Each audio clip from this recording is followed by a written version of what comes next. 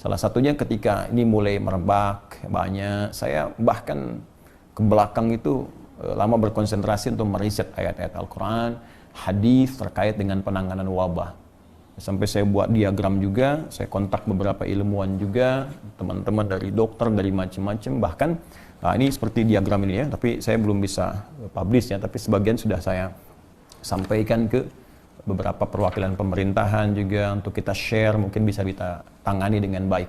Ini lengkap sekali dari Al-Quran, dari hadis itu, dari mulai infonya tuh. Ya, kalau saya baca di media, Bill Gates sudah bahasa media itu meramalkan ya dari sejak 2018, 2017 akan terjadi virus begini. Nabi itu sudah menyampaikan, bukan ramalan lagi, wahyu sifatnya.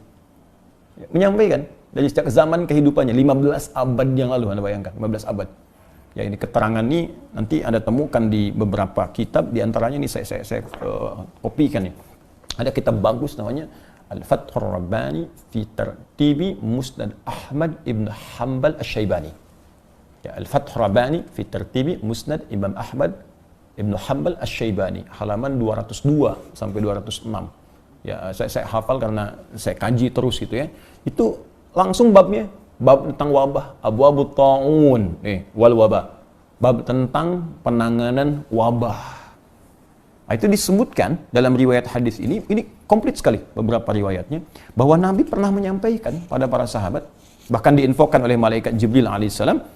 Ini saya bacakan salah satunya di halaman 204. Ya, hadisnya dari Abi Usaib ya radhiyallahu taala anhu, qala Rasulullah sallallahu alaihi wasallam, atani Jibril alaihissalam bil huma wat ta'un. Ya, fa amsakatil huma bil Madinah wa arsalatit ta'un ila Syam. Ya. Fat ta'unu syahadatun li ummati wa rahmatun lahum wa rijsun. Ya, rijsun 'alal kafirin. Baik, ini paling menarik sekali. Jadi kata Nabi, Jibril itu memberikan info. Akan nanti satu masa akan tiba demam. Ya, yang melanda satu kawasan. Kemudian wabah yang melanda juga kawasan yang lain. Yang paling menarik akan memakan banyak korban dari kalangan umatmu ya Muhammad SAW. Maka yang ini diinfokan, nanti demam itu akan terjadi di Madinah, kemudian wabahnya terjadi di Syam. Ya, sepeninggal Nabi itu. Syam itu sekarang 4 negara. Jadi ada Yordania, ada Lebanon, ada Palestina, ada Syria. 4 negara ini. Persis 8 tahun setelah Nabi wafat, di Nabi kan 10 tahun di Madinah ya. Di tahun 10 Hijrah, beliau kemudian meninggal dunia. Dalam 18 Hijrah, itu terjadi betul wabahnya di Syam, di Awamis namanya. Jadi kalau Anda googling, ya Anda cari misalnya googling, ya, tulis pakai bahasa Arab Awamis begini. Awamis. Ini satu distrik di Palestina yang dikooptasi Zionis sekarang. Nih, Awamis. Kisahnya viral. Viral sekali. Di kitab hadis, kitab sejarah ada semuanya. Jadi, kejadian. Wabah menyebar pada saat itu. Nah, saat menyebar ini, maka para sahabat berkoordinasi semua. Ini zamannya Umar bin Khattab radhiyallahu taala anhu. Ini zamannya Umar bin Khattab. Jadi Umar tuh rapat dengan sahabat Abdurrahman bin Auf, ya, Ubaidah al-Jarrah, ada Mu'adz bin Jabal, minta pendapat semuanya. Ya. Apa yang paling menarik? Semua hadis Nabi itu disampaikan lagi. Yang punya hadis Abdurrahman bin Auf apa ini? Ini apa? Ini apa? Ini ada semua. Dan yang paling dahsyat, teman-teman sekalian, itu saya analisis, itu ditemukan sebab wabahnya apa? Di Al-Quran ada, hadisnya ada. Dari mulai masalah salah pergaulan, ya, fahisyah. Jadi kalau banyak zina, banyak ini, banyak homoseksual, banyak macam-macam, itu akan ada wabah. Walaupun mungkin bukan berarti corona. Ya, tapi banyak yang lainnya. Nanti salah makan, salah konsumsi ada. Ya, makanan yang harusnya nggak dimakan, tempat-tempat yang kotor. Bahkan di Abu Daud, di Muslim itu jelas disebutkan. Ada kelelawar misalnya, kemudian ada lagi makanan daging-daging yang diharamkan, yang bertaring, ya, binatang buas, yang macam-macam ya jenisnya. Ada disebutkan. Ini saya turunkan bahkan ke ayatnya, ke hadisnya, ke macam-macam. Ya, ada yang persoalan politis, sampai ke persoalan politis ada. Ya, tapi itu hal skala besar lah, yang mungkin tidak juga tuntas kita bahas. Yang paling menarik penanganan. Jadi penanganan itu ada aspek teknis, ya. Saya lihat ini ada keterbukaan informasi, kejelasan instruksi sampai ke medis. Ya, ke teknisnya itu hadis yang sering banyak dikutip sekarang ini. Idza waqa'a bi ardin, kalau nanti terjadi wabahnya di satu tempat, kata Nabi, fala tadkhulu ilaiha wa la takhruju minha. Orang luar jangan masuk ke situ, yang di situ jangan keluar dari situ. Udah. Sekarang kan kita ketahui. Ya. Ya, apa yang disebut karantina wilayah itu? bahasa kerennya sekarang lockdown, ya. Tapi kan lockdown yang dimaksudkan tuh ada parsial sebagian wilayahnya, karena Syam itu kan provinsi. Ingat, sekarang jadi negara, 4 itu dulu provinsi, ibu kotanya di Madinah. Ini yang ditutup itu ya itunya saja, Syamnya saja, Madinah jalan, yang lain jalan bebas gitu. Kalau kasus Cina sekarang, Wuhan-nya ditutup, di lockdown, yang lainnya bebas, sepanjang belum menyebar ke tempat yang lain. Tapi yang paling dahsyat tuh begini, yang paling dahsyat, ini saya buatkan bagan juga di sini, teman-teman sekalian. Jadi ada kalimat-kalimat Nabi yang sangat luar biasa, yang memberikan imun, daya kekuatan, daya tahan yang sangat hebat. Khususnya kalau kita ingin mengamalkan itu semua. Jadi saat Nabi mengucapkan itu rapat di beberapa kalangan. Ada terjadi perbedaan pendapat. Ya seperti kita sekarang lah. Ada yang pengen tetap di masjid, ada yang pengen tetap beraktivitas, ya. Nah, ada dari sahabat Amr bin As radhiyallahu taala anhu, ini di halaman 205-nya. Ya, saya temukan. Ya ketika terjadi dialog ini, nah, qala Amr bin As, ketika terjadi wabah ini, Amr bin As gubernur pada saat itu ingat beliau sabda Nabi tadi disampaikan oleh Abdurrahman bin Auf, itu terjadi diskusi sampai Amr bin As itu berpendapat begini, ya. Qala Amr bin As radhiyallahu taala anhu annahu rijsun fatafarraqu anhu, ya, fatafarraqu anhu. Bahkan di riwayat lain disebutkan fatafarraqu anhu fi hadhihi syu'ab wa fi hadhihi al-awdiyah. Nah, kata Amr bin As, ini virus ini, ya, ini wabah ini, kata beliau, wabah ini nyerangnya ini cepat sekali. Bahkan di riwayat yang lain seperti api yang menyambar-nyambar. Bagaimana cara mengatasi itu? Kata beliau, terapkan apa yang sekarang disebut social distancing. Jaga jarak. Ayo menyebar, kata beliau, menyebar. Ya, tasya'abu. Jadi kelompok ini tinggal di sini saja. Kalau sekarang bahasanya di rumah-rumah lah. Diam di rumah. Nih, ya, izinkan kami yang live, Anda tetap di rumah. Anda di rumah saja. Tinggal Anda di situ. Kata Amr bin As, Anda pisahkan. Bahkan ada yang dipisah oleh beliau. Kamu ke lembah ini. Sehingga virusnya bisa ketahuan.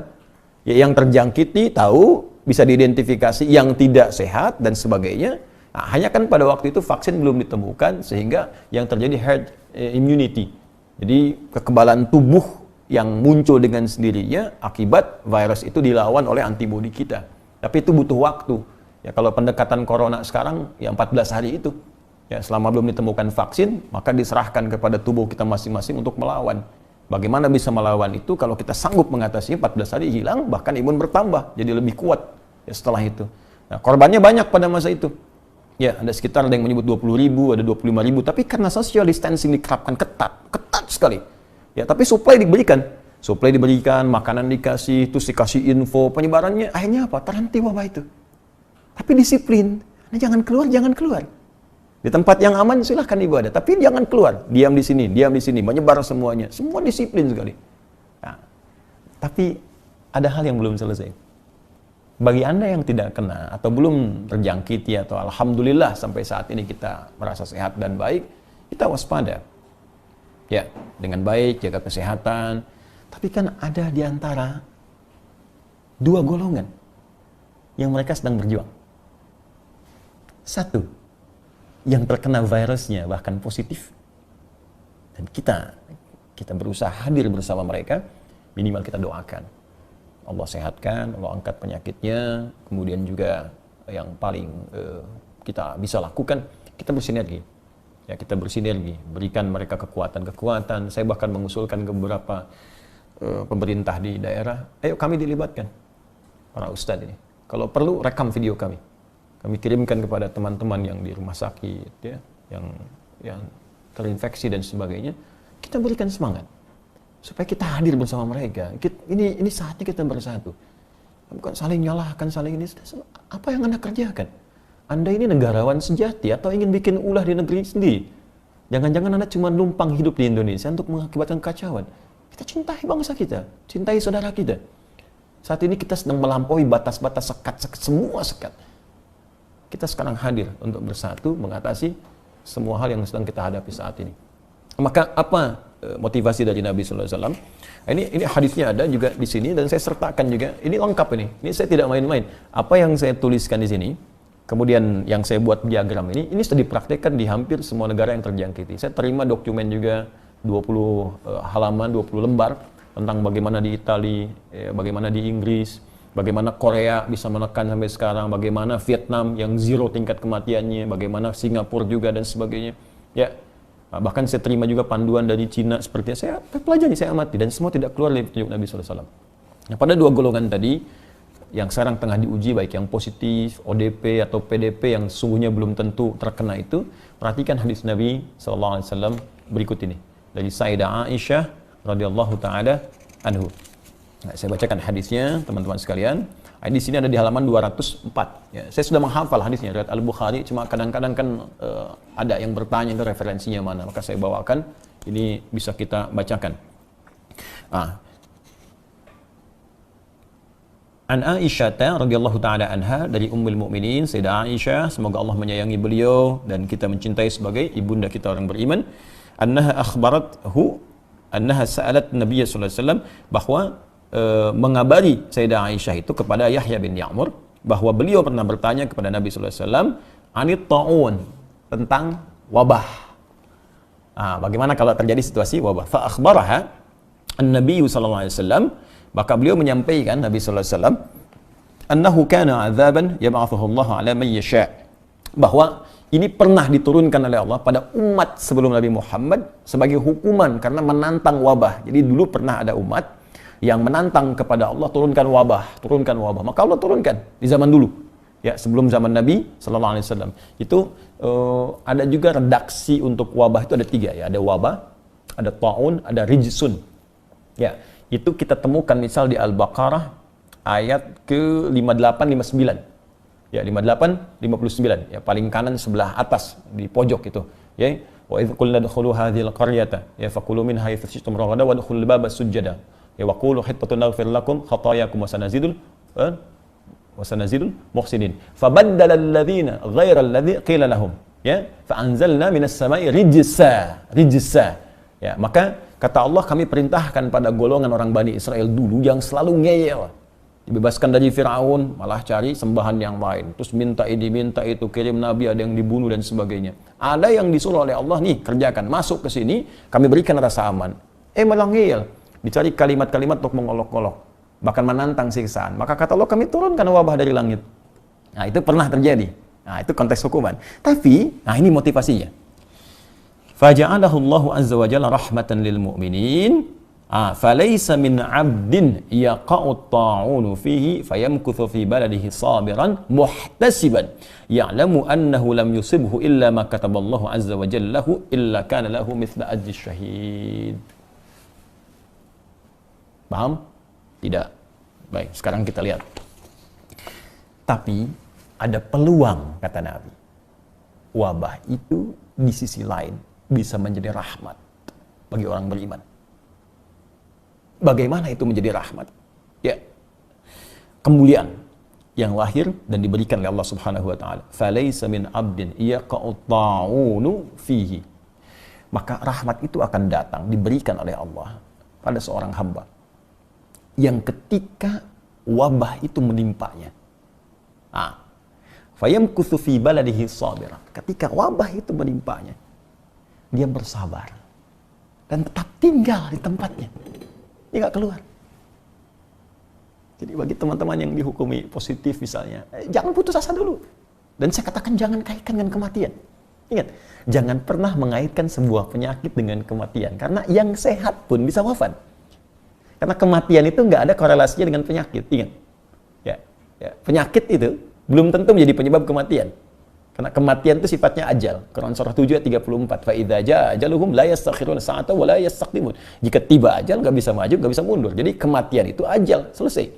Bisa karena penyakit, bisa karena kecelakaan, bisa karena sehat waktunya tiba, selesai, sudah.